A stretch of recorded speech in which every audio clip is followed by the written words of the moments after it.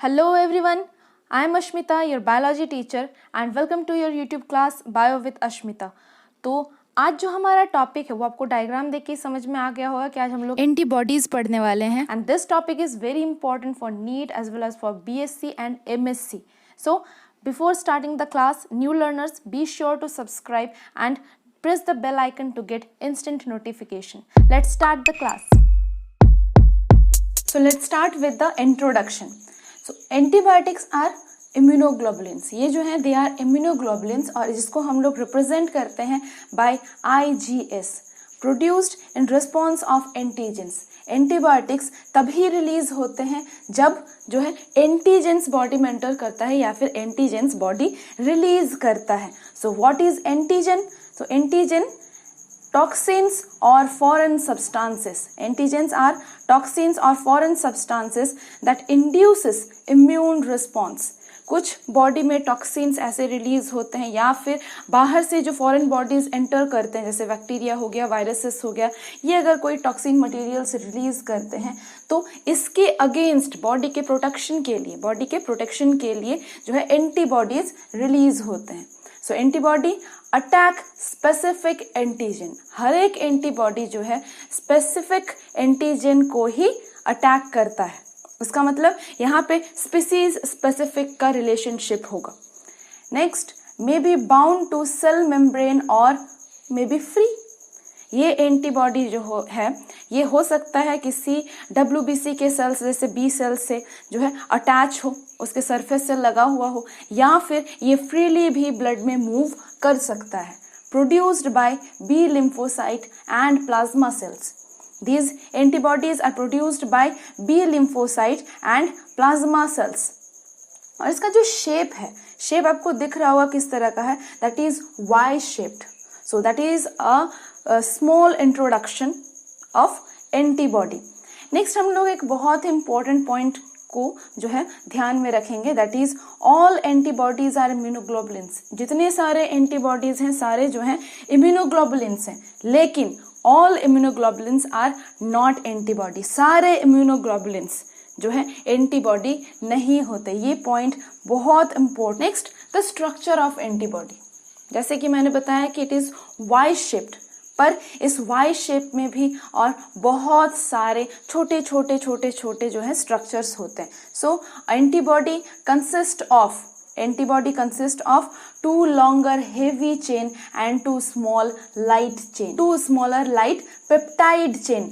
अब peptide chain बोलने का मतलब है ये प्रोटीन का बना हुआ चेन होगा।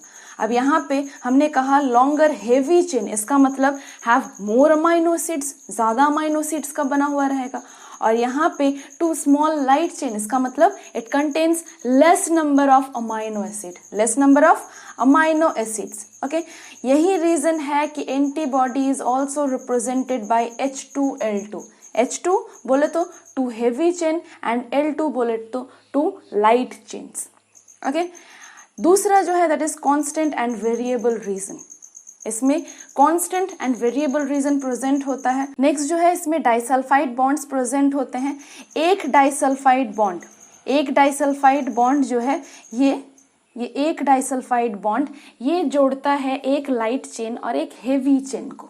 ओके, एक लाइट चेन और एक हेवी चेन को एक डाइसल्फाइड बॉन्ड जोड़ता है। वहीं पे दो डाइसल्फाइड लिंक्स होते हैं किसके बीच में? दोनों हेवी चेन्स के बीच में। Okay, next is the hinge region. So what is the hinge region? ये जो वाई शेप है आपके एंटीबॉडी का, ये क्यों है? Because of the flexible part of antibody and this flexible part of antibody is known as hinge region. Next इसमें और क्या क्या पार्ट देखने को मिलेंगे? तो इसमें मिलेगा आपको फ्रैगमेंट एंटीजन बाइंडिंग साइट। इसमें प्रेजेंट होता है एंटीजन बाइंडिंग साइट, जिस साइट से ये एंटीबॉडी जो है एंटीजन के साथ अटैच होके उसके इफेक्ट को कम करता है या फिर पूरी तरह से खत्म कर देता है। और लास्ट पार्ट जो हम लोग पढ़ेंगे दैट इज फ्रेगमेंट क्रिस्टलाइजेबल साइट। ये वो साइट है जो किसी भी एंटीजन के साथ बाइंड नहीं करता, ये क्रिस्टलाइज्ड रहता है। सो हम लोग डायग्राम में ये सारे पॉइंट्स को एक बार देख लेते हैं। यहाँ पे देखिए the heavy chain and the light chain. This is the light chain, ये जो ऊपर वाला पार्ट है, और ये जो लंबे लंबे पार्ट है यहाँ से लेके पूरा यहाँ तक, दैट इज हेवी चेन. तो यहाँ एक प्रेजेंट है और यहाँ एक प्रेजेंट है, 2 heavy chain and 2 light chains. यहाँ पे देखिए, this is the hinge region, ये जो है ये हिंज रीजन है, और यहीं से देखिए ये वाई शेप प्रोवाइड कर the flexible part of antibody. Next जो हम लोग देखेंगे, यहाँ पे देखिए FAB है और FC. ये FAB है, that is the antigen binding site. तो यहाँ पे आपको दिख रहा होगा, that is the antigen binding site, और यहाँ पे भी एक एंटीजन बाइंडिंग साइट. लेकिन एंटीजन सिर्फ यहीं तक बाइंड करेगा, इसके नीचे वाला जो ये पोर्शन है यहाँ से यहाँ तक, दैट इज द क्रिस्टलाइजेबल साइट, ये क्रिस्टलाइज्ड रहेगा. नेक्स्ट हम लोग देख लेते हैं द बॉन्ड्स. तो यहाँ पे देखिए 2 डाइसल्फाइड बॉन्ड है, ये एक सल्फाइड और ये एक sulphide. Disulphide bond between the heavy chain and the light chain. Okay, and यहाँ पे जैसे मैंने कहा था कि 2 डाइसल्फाइड बॉन्ड, तो यहाँ पे एक सल्फाइड, ये एक सल्फाइड, और यहाँ पे एक सल्फाइड, यहाँ पे एक सल्फाइड. ये पहला डाइसल्फाइड बॉन्ड और ये दूसरा disulphide bond, and 2 disulphide bond between 2 heavy chain. Okay, so ये तो हो गया हमारा structure of antibody, the simplest structure of antibody. Next हम लोग देख लेते हैं द टाइप्स ऑफ एंटीबॉडी. क्या क्या टाइप्स हैं एंटीबॉडी के.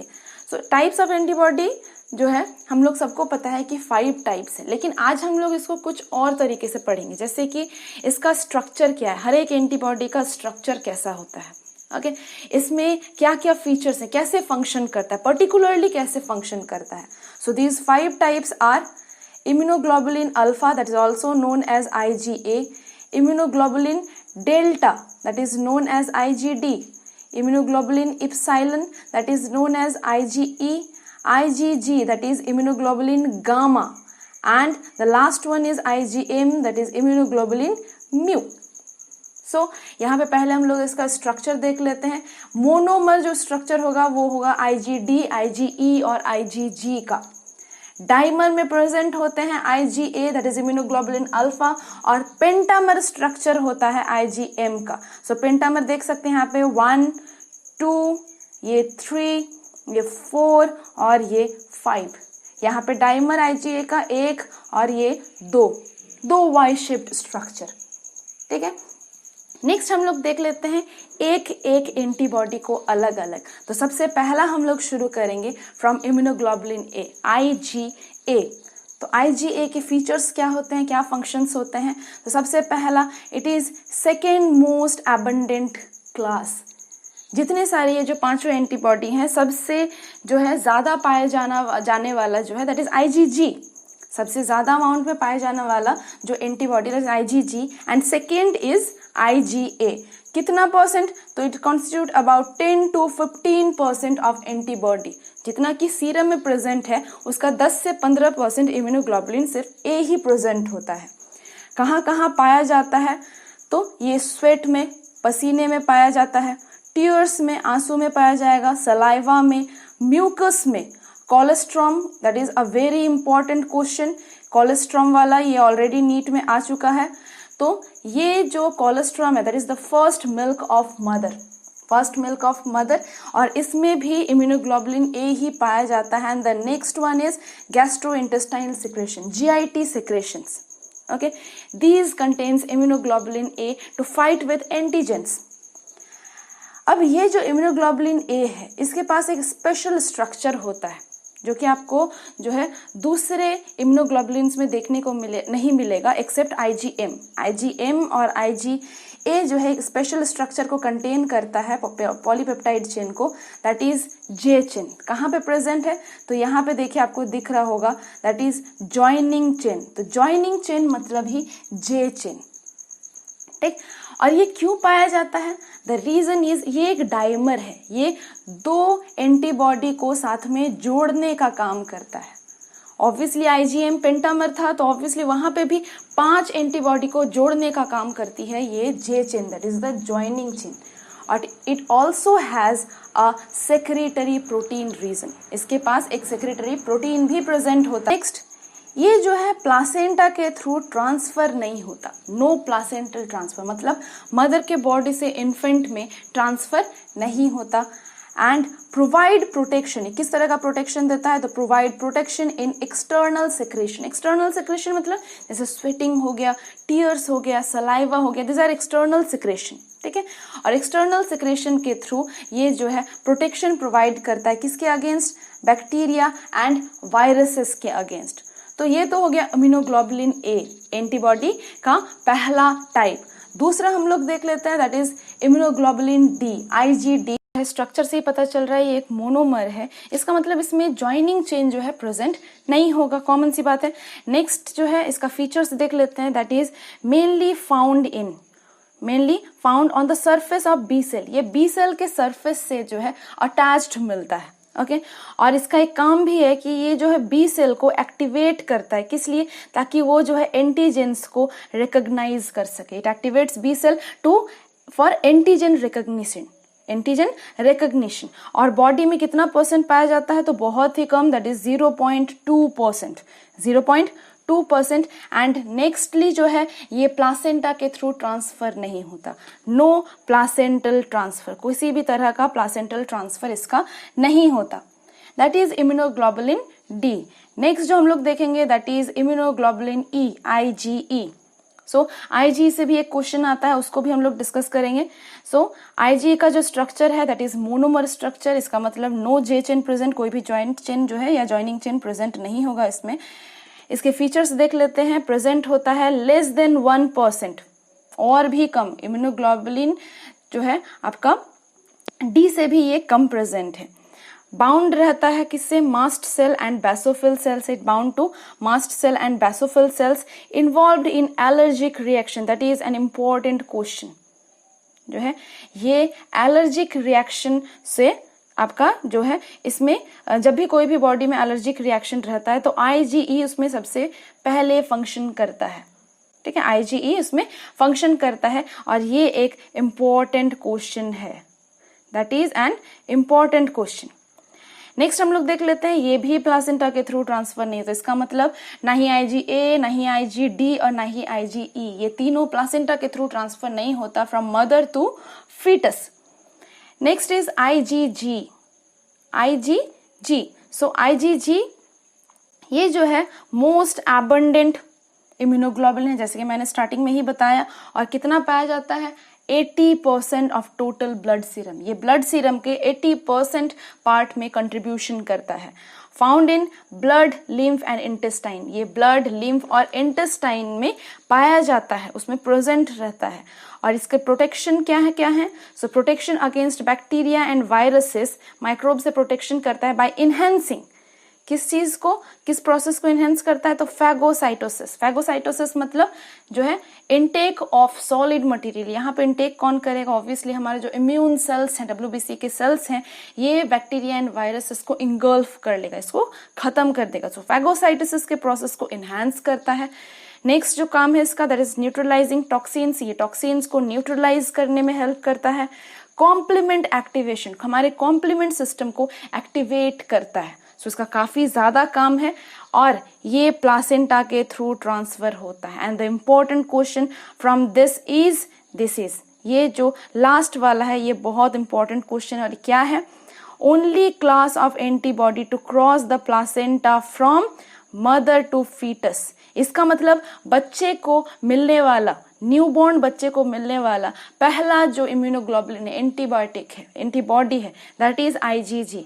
तो अगर आपको क्वेश्चन आता है कि न्यूबॉर्न में, बच्चे में कौन सा एंटीबॉडी प्रेजेंट होता है बाय बर्थ, तो that is Ig। And the last one is immunoglobulin M, immunoglobulin mu. तो इसका स्ट्रक्चर देख रहे हैं, that is a pentamer structure, और इस जगह पे प्रेजेंट होता है J chain, that is the joining chain.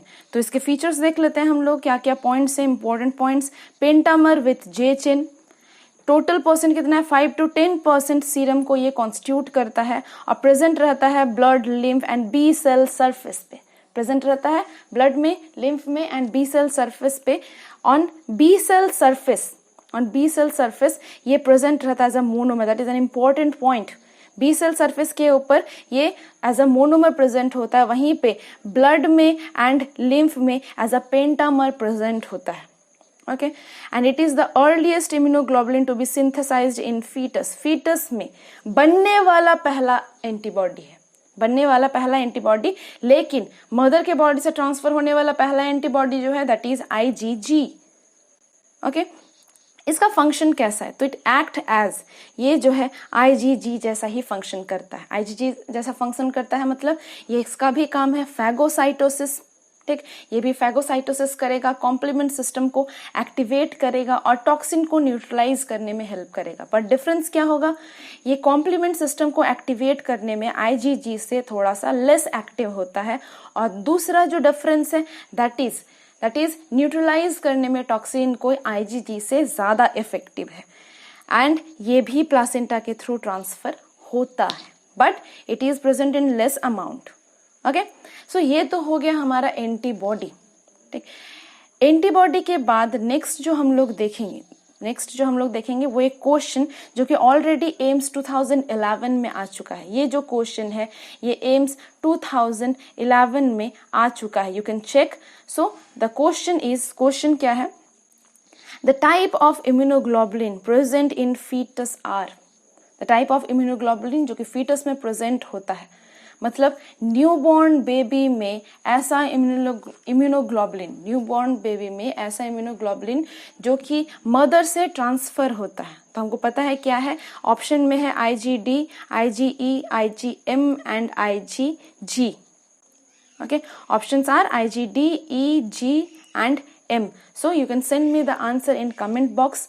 Topic बहुत इंपॉर्टेंट है, इसको ध्यान से पढ़िएगा.